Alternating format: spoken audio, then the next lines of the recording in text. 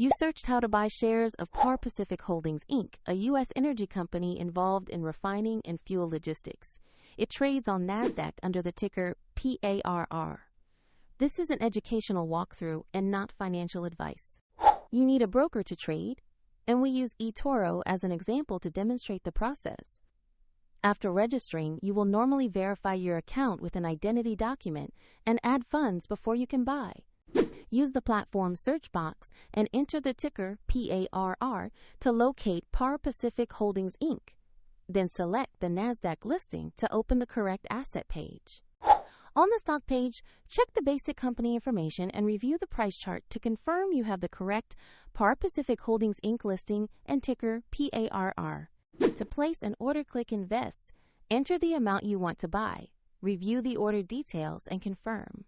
If the market is closed, your order may be queued, and if you do not have sufficient funds, the platform will prompt you to add money before finalizing.